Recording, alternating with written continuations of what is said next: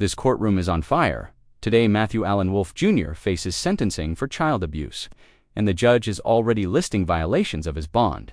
Missed tests, missed calls, excuses piling up. The drama is only beginning, and the stakes couldn't be higher. Subscribe now for more dramatic breakdowns.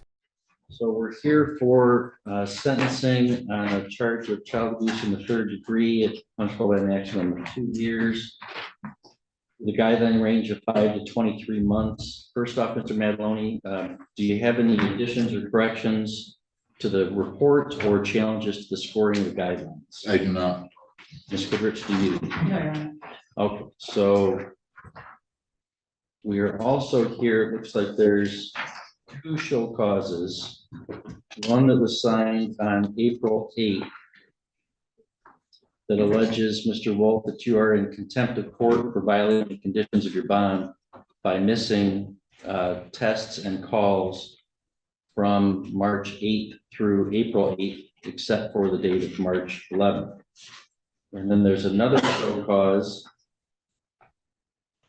dated May 3rd, alleging that you are in contempt of court for violating your bond by continuing to not call or text. You have a right to have a hearing where that would need to be established beyond a reasonable doubt, a right to the assistance of your attorney at that hearing. If you are found to be in... Wolf admits contempt, pleading guilty after failing mandatory drug tests and daily calls. His explanation: poverty and fatherhood struggles. But here's the kicker. Contempt means up to 93 days in jail or a $7,500 fine. Do you think financial hardship justifies violating court orders, or should accountability come first? Contempt, you could be jailed up to 93 days and or fined up to $7,500. Understanding the rights that you have and the penalties that you face, Mr. Madaloni, do you know how Mr. Wolf wishes to proceed on the contempt? I think he has an explanation. I'm guilty with an explanation, I think. Okay. Mr. Wolf, if you want to stand and raise your hand for me. Tell the truth, the whole truth, and nothing but the truth shall be God. Yes, Your Honor. Okay, you can see it. And are you Matthew Allen Wolf Jr.? Yes, sir. Okay, has anybody promised you anything in exchange for admission of contempt? No, Your Honor. Anybody threatened you? No, Your Honor. So your own free choice. Yes, Your Honor. How do you wish to plead to contempt of court, guilty or not guilty? Guilty, Your Honor. All right, and your conditions of bond were to call every day and test when you do so, is that correct? Yes, Your Honor. Okay, and did you miss several calls and tests? I called the line every day. I did miss tests though, as I called the court and told that I just couldn't afford it, Your Honor. There was like 4 times a week. I did test once a week though. I don't know why it doesn't show that on there. I tested 3 times or once a week at New Beginnings in Traverse City, and then the last test I took right here in Sheboygan at Harbor Hall, which was last week. Yesterday, I missed my test yesterday too because I could not afford it. I'm a full-time father of 2 with no help, and I could barely keep up with my bills. I simply couldn't afford it. I'm sorry. Okay, Mr. Madaloni, you satisfied with that factual basis? I am. Mr. Rich? Yes. All right, well, Mr. Wolf, I find that your plea of contempt is knowing and voluntarily and understanding made, and that there is a sufficient basis in fact and law to believe that you are in contempt. So I will so make that finding and accept that plea. You want me to bring in Mr. Brown and excuse him? Yes, thank you. Let's do that real quick.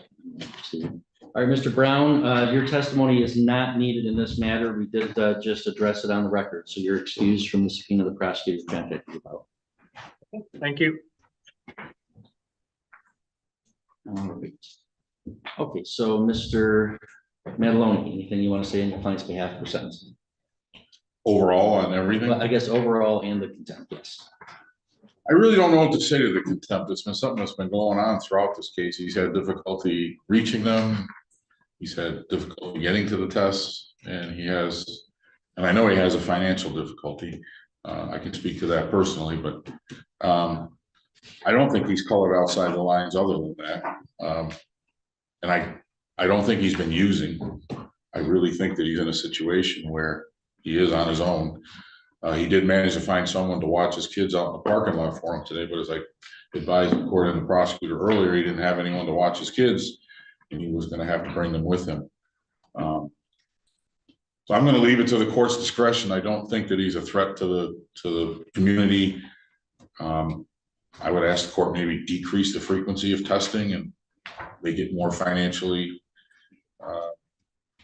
compliable for my client. As far as the agreement we have goes, I'm going to ask the court to follow that. I don't think that he's done anything to, again, ruin that deal. He hasn't violated the bond in contacting the victim or anything of that nature. So I'm going to ask the court to follow our agreement there. And again, the court's been very gracious in the past when it comes to these violations. I know that. It just seems like there should be some sort of solution where he could test right here in town and less often, just from the financial aspect of it. All right, thank you. Mr. Wolf, it's not required that you would make a statement today. It is allowed. Is there anything you want to tell me? No. No, Your Honor, yes, Your Honor, just go ahead. I just want to say, I thank you, by the way. I'm going through a hard time, and I'm trying my best. I did all I could. I took the test as much as I could, and I followed the laws. I'm a good dad. Yeah, I'm trying to be a good man. And I apologize that I couldn't keep up with all that I was required to do. I did call the courts, and I apologize to them too. I don't know if you know that, but I apologize. Thanks, sir. Ms. Goodrich, any recommendations from the people? Is this both on the underlying case? Yes. And, okay, first I would ask the court for permission for Jade Livingston to speak. She is the Yes. mother of the minor. Yes. Good afternoon, Ms. Livingston. Anything you want to tell me before I impose sentence? Go ahead. I have an impact statement based on, how my life has been since this case has been going on. Matthew Wolf has made an impact in my son's and I's life in a lot of different ways that affects our everyday life. My son, he is impacted by Matthew in multiple different ways. His personality has changed. He's quick to get upset and frustrated when something doesn't go his way. He gets aggressive. He's never been that way until after the day of November 23rd, 2022. He's afraid of everyone, whether or not you're a male or female, because of what Matthew has done to him. He cowers and hides behind me, even if someone's just trying to say hi to him. My son gets scared every time I drive towards Sheboygan because he thinks he's going to be seeing Matthew Wolf somehow, and I'm always having to calm him down to reiterate the fact that he's not going to be seeing him again. He even flinches at the slightest movements towards him as if he feels someone's out to get him because of what Matthew Wolf did. All of the impacts that Matthew Wolf has made on my son has also impacted my everyday life of trying to help my son do this every day. Life as he tries to understand and question what has happened to him and why every day. The victim's mother delivers a gut-wrenching impact statement. A once happy child now hides in fear, scarred by abuse. She calls out the justice system's delays, the failures of police, and a plea deal she finds insulting. Hypocrisy screams here. How can a system claim justice, yet leave victims shattered? I question why and how could anyone ever put their hands on someone as innocent as a 2-year-old at the time of the events? How could someone be so spiteful of an innocent little being that's just learning the ways of life and what they can and cannot do? A 2-year-old isn't going to be able to defend themselves from a grown adult. A 2-year-old isn't going to know how to try and find a phone to dial 911. A 2-year-old isn't going to understand why someone's putting their hands on them in an aggressive way and decipher if it's right or wrong. I question every day what would have happened differently had Leon Landry, Bentley's biological father, called the cops that day instead of just bringing my son to me, as I'm completely clueless as to who Matthew Wolf and Diamond Swinehart are. Matthew's impacted me by making me uneasy about even sending my son to a daycare or even school in that matter, knowing and seeing what happened to my son because I have little to no trust in people anymore. This case lasting 1.5 years, and me endlessly having to be the only one to advocate for my son and hoping to get the justice he so deserves. To me, this isn't a justice system. My son isn't getting any justice in the matter when Matthew Wolf has been deliberately continuing to violate bonds the whole case, as he has only had to sit one time for a bond violation for only 84 days and had just got given a plea deal of 12 months probation. I personally think it's a whole load of crap that he's getting less than what I've been fighting for this whole case. Sorry, Your Honor.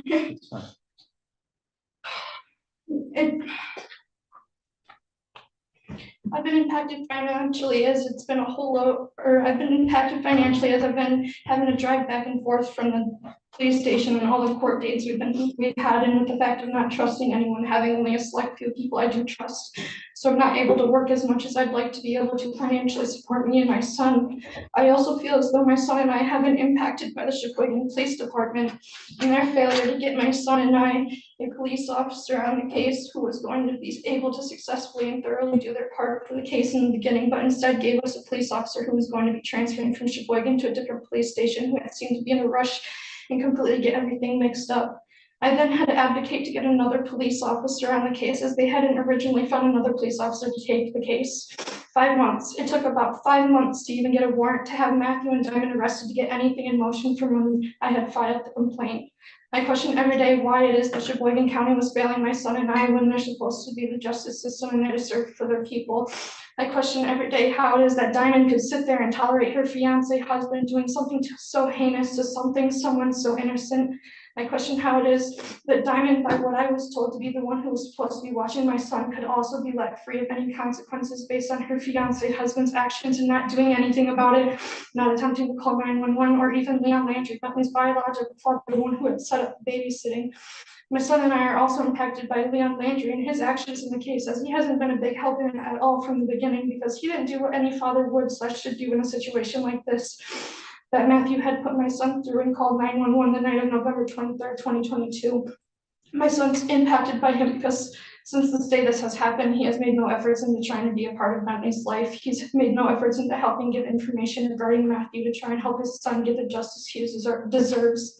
He hasn't even given Bentley an apology for the situation he put him through, and not even attempting to help his situation.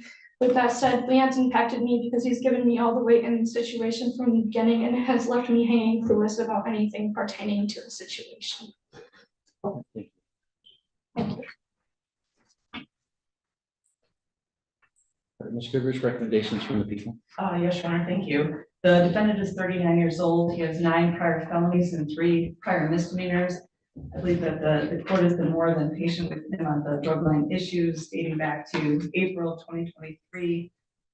Initially in district court, he was given a fine for a dilute test, and then in July of 2023, he had a positive drug screen. He did serve some jail time. There was another violation September 28th of 2023 for missing drug screens. Then we're actually here on a sentencing from a violation of March 4th of 2024, where he was failing to call the bond line in early March. The court gave him a stern warning that he had to figure this out, he had to comply, and that he would not be incarcerated for a second time and given a chance.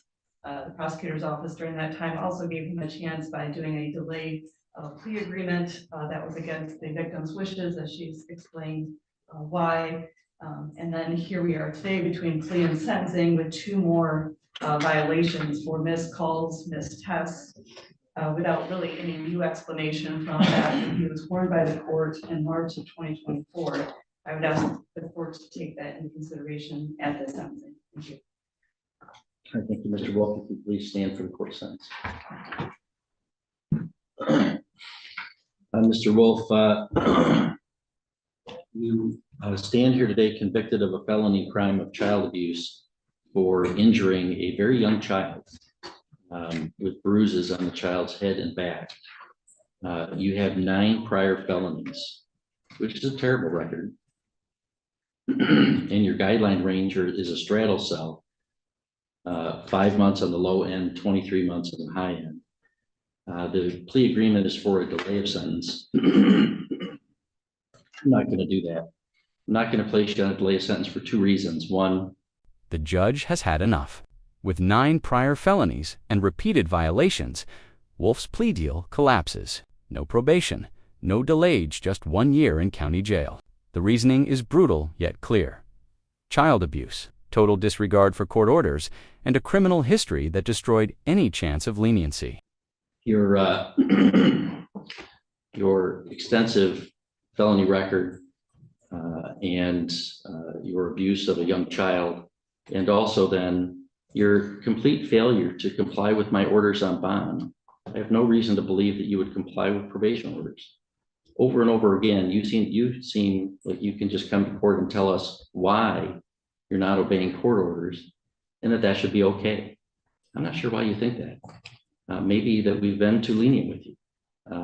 And I revoked your bond at one time, but then gave you more chances. I thought that maybe revoking the bond and having you sit for 85 days would have mattered. It doesn't seem to have gotten your attention. In any event, your post-plea contemptuous conduct has negated your ability to withdraw the plea for me not following the plea agreement. And I have no confidence that you would succeed on probation. So, honestly, somebody with your record that hurts a child, I'm really thinking about whether to send you to prison. I'm not going to do that today, but you are going to do a year in the county jail forthwith. You get credit for 88 days previously served, for $68 state cost, 130 crime victims assessment, $350 court cost, $60 DNA fee, and on the contempt, it's 93 days credit for 0. Those will be concurrent. You can appeal if you wish by filing an application to the Court of Appeals. If you want me to appoint a lawyer, you have to ask me within 42 days. We're going to give you some appeal paperwork to that effect. One for you to initial, one for you to fill out if you want to take an appeal. And that's the sense of the court. Does he need to sign the appellate rights form? You give her my. We acknowledge receipt of the appellate rights form. Thank you. Thank you. And are we gonna do Mr.? Yeah, it'll be Mr. And there it is, 1 year behind bars for Matthew Wolf, with credit for time served. A case riddled with excuses, bond violations, and heartbreaking testimony finally closes. What's your verdict on this sentencing? Like, comment, and subscribe for more shocking courtroom stories. You won't want to miss what's next.